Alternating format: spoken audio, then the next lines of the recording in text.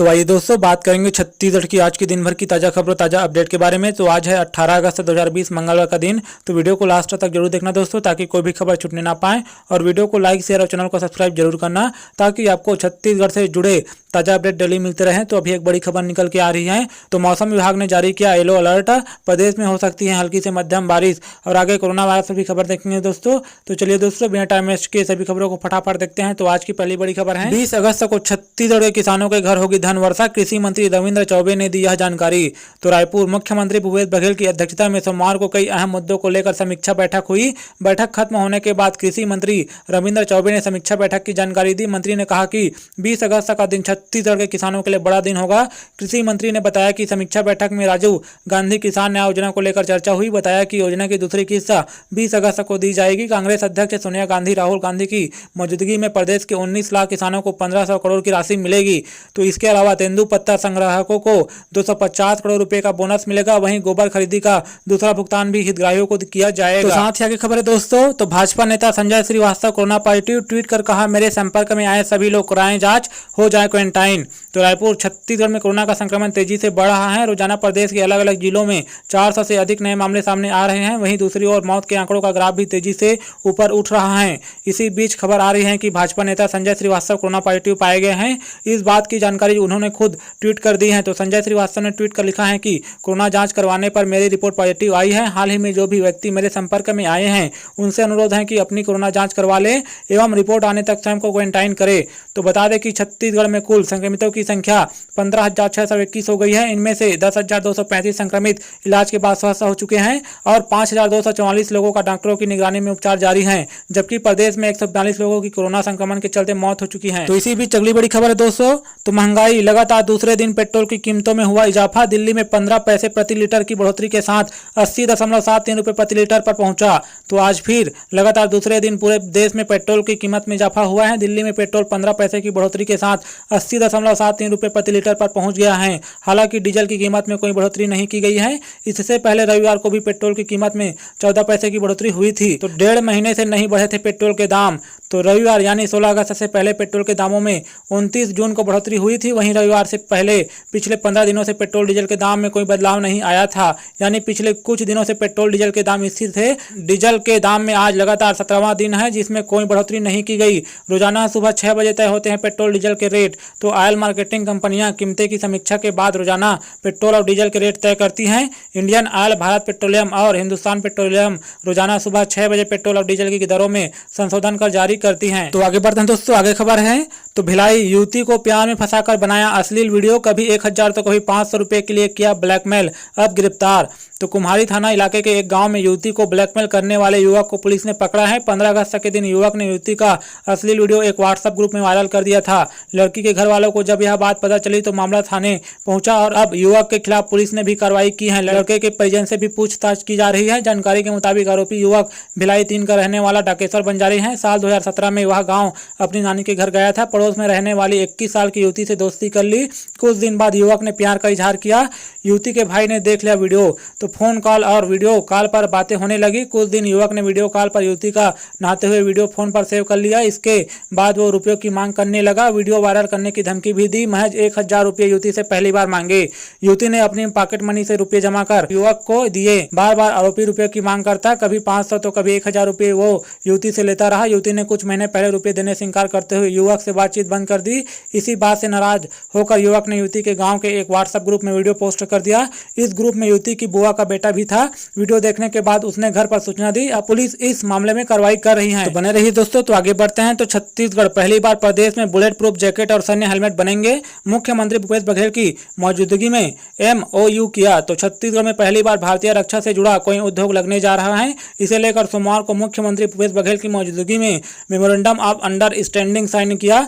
अब जल्द ही एटमास्टको लिमिटेड नाम की कंपनी राज्य में अपना प्लांट स्थापित करेगी। इस कारखाने में थल सेना, BSF, CRPF, राज्य सरकार के सशस्त्र बलों के लिए बुलेट प्रूफ जैकेट और हेलमेट बनाने का काम किया जाएगा। कंपनी इस प्रोजेक्ट में लगभग 87.50 करोड़ रुपए लगा रही है। 150 लोगों को यहां रोजगार भी मिलेगा। तो 1 लाख जैकेट और हेलमेट पहली बार में तो मुख्यमंत्री निवास में साइन किए गए MOU के वक्त उद्योग मंत्री कवासी लखमा भी मौजूद थे। रक्षा उत्पादों की यह इकाई छत्तीसगढ़ के दुर्ग जिले के बीरेभाट गांव में स्थापित की जाएगी। प्रथम चरण में यह औद्योगिक इकाई 1 लाख बुलेट प्रूफ जैकेट और हेलमेट का प्रोडक्शन करेगी।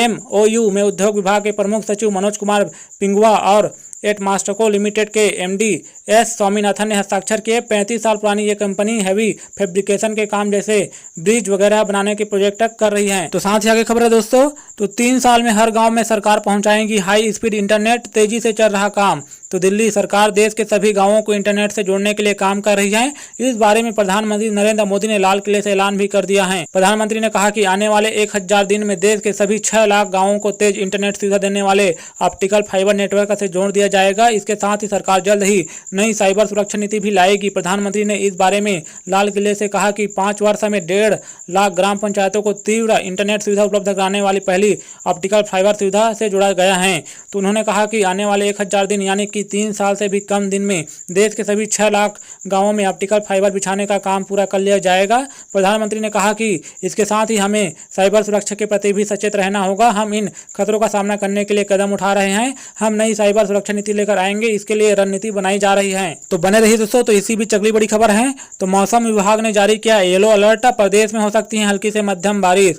तो रायपुर छत्तीसगढ़ में बीते 2 दिनों से बारिश हो रही है। मौसम वैज्ञानिक ने आज येलो अलर्ट जारी किया है। अगले 3 दिनों तक प्रदेश में हल्की से मध्यम वर्षा होने की संभावना है। तो मौसम विज्ञानी RK वैश्य ने बताया कि येलो अलर्ट जारी किया है। उत्तरी छत्तीसगढ़ और झारखंड के आसपास एक लो प्रेशर बना हुआ है, कम दबाव क्षेत्र। दूसरा एक 19 डिग्री पर फियर जोन है, जिसके प्रभाव से छत्तीसगढ़ के सभी स्थानों पर हल्की से मध्यम वर्षा होने की संभावना है। तो रविवार को रेड अलर्ट जारी किया गया था। 19 स्थानों पर भारी बारिश दर्ज की गई। ज्यादा बारिश में संभल कर रहने की जरूरत है। अभी 2-3 दिनों तक ऐसी स्थिति रहेगी, हल्के बादल व हल्की से मध्यम वर्षा होगी। बस्तर में रविवार सुबह जमकर बारिश हुई। लगातार पानी गिरने से संभाग के नदी नाले उफान पर रहे। कई गांवों का संपर्क कट गया। जगदलपुर जिले के मांझीगुड़ा में पुल बह गया। वहीं कई इलाकों का मोबाइल कनेक्टिविटी भी टूट गया। कई इलाकों में पोल गिर गया, जिससे विद्युत आपूर्ति भी ठप हो गई। जिला प्रशासन कर राहत और बचाव कार्य चल रहा है। तो आगे बढ़ते हैं दोस्तों, अगली बड़ी खबर है, तो कोरोना का कहर। तो भारत में 50,000 से ज्यादा की हुई मौत, अब इतनी पहुंची कुल संक्रमितों की संख्या। तो नई दिल्ली, भारत में पिछले 24 घंटों में कोरोना संक्रमण के 57,982 नए मामले सामने आए हैं। वहीं 941 लोगों की मौत हुई है। देश में अब तक 50,921 की मौत हो चुकी है। तो स्वास्थ्य और परिवार कल्याण मंत्रालय के मुताबिक देश में कोरोना संक्रमितों का आंकड़ा बढ़कर 26,47,664 हो गई है, जिसमें से 6,76,900 सक्रिय मामले शामिल हैं। इलाज के बाद 19,19,843 मरीज ठीक हो चुके हैं। तो स्वास्थ्य मंत्रालय ने कहा है कि भारत में इस समय और आक्रामक परीक्षण पर ध्यान केंद्रित किया गया है। अभी तक 3 करोड़ से अधिक परीक्षण किए गए हैं। समय पर परीक्षण करने से पॉजिटिव दर में कमी आई है, साथ ही मृत्यु दर में भी कमी दर्ज की गई है। तो साथ ही आगे खबर है दोस्तों, तो त्योहार में भी कुम्हारों के चेहरों पर छाई है उदासी। पहले कोरोना, फिर बारिश से हुआ नुकसान, कमाई पर पड़ा भारी। तो रायपुर कुम्हारों के लिए पोला एक ऐसा त्यौहार है जब उन्हें अपने मेहनत की कमाई का पैसा मिलता है, लेकिन इस बार पोला त्यौहार पर कुम्हारों के चेहरों पर उदासी छाई हुई है। इसके पीछे पहले कोरोना और फिर बारिश की वजह से हुआ नुकसान और ऊपर से नहीं के बराबर बिक्री कमाई पर असर डाल रही है। तो कुम्हार छोटू चक्रधारी बताते हैं कि पहले की तुलना में बिक्री ना के बराबर है। सुबह से बैठे हुए हैं, लेकिन 1 रुपये की बिक्री भी नहीं हुई है। इसी त्यौहार में हमारी आमदनी होती है, लेकिन इस बार किसी भी तरह की बिक्री नहीं हो रही है। त्यौहार के बचे 2 दिनों में शायद ही कुछ होगा। अब बाकी त्योहारों की तरह पोला भी निकल जाएगा लगता है। तो देविका चक्रधारी ने बताया कि पोला की वजह से हमने रात भर जागकर मिट्टी के बर्तन बनाए हैं कि कुछ तो आमदनी हो, लेकिन बारिश की वजह से कोई सामान लेने ही नहीं आ रहे हैं। ऊपर से कोरोना भी भारी पड़ रही है। इस दौर से चीजें महंगी होती जा रही हैं और ग्राहक हमसे सस्ते दामों पर मिट्टी के बर्तनों की मांग करते हैं। हमारा गुजारा इन्हीं त्योहारों के माध्यम से होता है, लेकिन इस बार लगता है कि हमारी तकदीर में भूखे मरना ही लिखा है। तो साथ ही अगली बड़ी खबर है दोस्तों, तो मुख्यमंत्री भूपेश बघेल ने एयरफोर्स के जवानों को किया सलाम। कहा, आपकी हिम्मत और संकल्प शक्ति एक बार फिर हुई साबित। तो रायपुर बिलासपुर जिले के रतनपुर घूंघा घाट के तेज बहाव में फंसे युवक का सोमवार रेस्क्यू किया गया। इंडियन एयरफोर्स के हेलीकॉप्टर ने युवक को तेज बहाव से बाहर निकाला। एयरफोर्स के इस कार्य को मुख्यमंत्री भूपेश बघेल ने सलाम किया। उन्होंने ट्वीट कर लिखा कि सलाम है आपको, घूंघा घाट में तेज बहाव के बीच फंसे युवक को सोमवार को रेस्क्यू किया गया। आपकी हिम्मत और संकल्प शक्ति एक बार फिर साबित हुई है। हम सब छत्तीसगढ़ वासी भारतीय वायुसेना सहित बचाव में जुटी समस्त टीम को बधाई देते नमः इस प्रथम दीप्तम।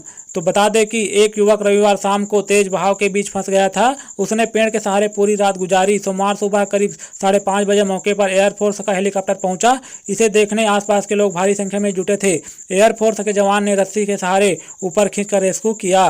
तो युवक को MI-17 द्वारा पुलिस एवं एयरफोर्स के सहयोग से रेस्क्यू अभियान के तहत सुरक्षित रायपुर लाया गया। उसकी हालत अभी सामान्य है। बता दें कि युवक का नाम जितेंद्र कुमार कश्यप, पिता हंसराम कश्यप 34 वर्ष है। वह ग्राम गिधौरी, थाना रतनपुर का रहने वाला है। जितेंद्र को एम्बुलेंस में बैठाकर तत्काल रामकृष्ण रवाना किया गया। तो साथ ही आगे बढ़ते हैं दोस्तों, आगे खबर है। तो जम्मू कश्मीर के बारामूला में आतंकी हमला, 1 ऑफिसर शहीद, 2 जवान घायल। तो जम्मू कश्मीर के बारामूला में आतंकियों ने CRPF के नाका पार्टी पर हमला कर दिया। इस आतंकी हमले में जम्मू कश्मीर पुलिस के एक स्पेशल पुलिस ऑफिसर शहीद हो गया है, जबकि CRPF के 2 जवान घायल हो गए हैं। दोनों घायल जवानों को इलाज के लिए अस्पताल में भर्ती कराया गया, जहां दोनों की हालत गंभीर है। इस घटना के बाद इलाके की घेराबंदी कर दिया गया है। आतंकियों की तलाश में अभियान चलाया जा रहा है। तो इससे पहले 14 अगस्त को श्रीनगर शहर के बाहरी इलाके नागम में एक पुलिस पार्टी पर हमला किया गया था। आतंकियों की ओर से की गई अंधाधुंध गोलीबारी में 2 जवान शहीद हो गए थे। वहीं इस आतंकी हमले में 1 जवान घायल भी हुआ था।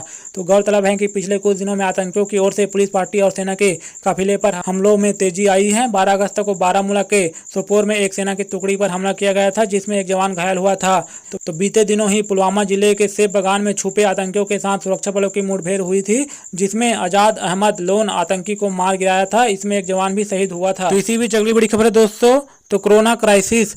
तो प्रधानमंत्री श्रम योगी मानधन योजना से जुड़ने वालों की संख्या में आई गिरावट। जुलाई में हुए सिर्फ 12,560 नए रजिस्ट्रेशन।